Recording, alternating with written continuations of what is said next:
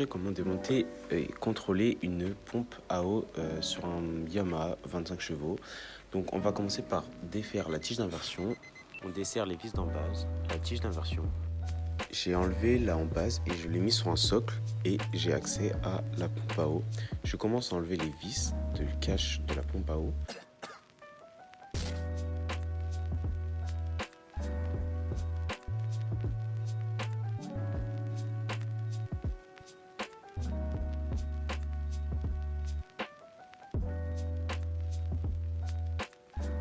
Une fois ceci retiré, je vais commencer à essayer de retirer la turbine. Donc ce n'est pas très facile quand elle est coincée.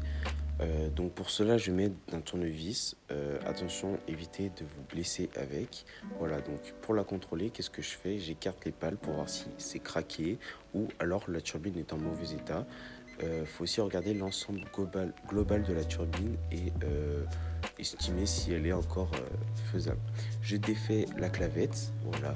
Je n'hésite pas aussi à remettre de la graisse pour que la clavette ne reste pas coincée lors du prochain démontage. Je mets la clavette.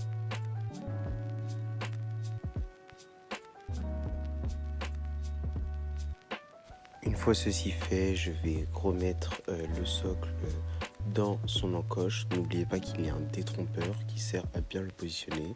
Je n'oublie pas de remettre de la graisse sur le joint.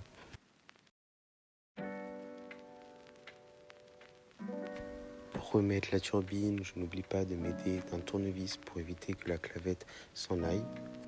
Puis je remets le corps de pompe et je n'oublie pas de tourner l'arbre pour mettre en place la turbine.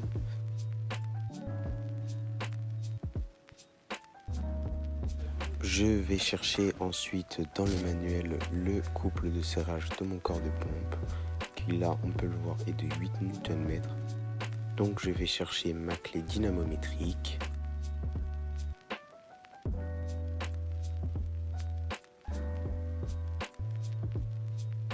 Ensuite je serre jusqu'à ce qu'elle se tord, c'est-à-dire qu'on va entendre un petit clac et c'est que le couple sera bon.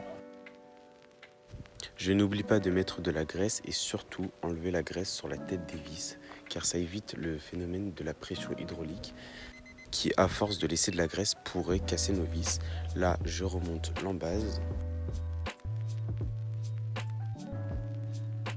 Et enfin, la dernière étape, je vais serrer ma tige d'inversion et pour ça, je vais utiliser deux clés plates que je vais serrer de l'opposé. Voilà, merci d'avoir suivi la vidéo.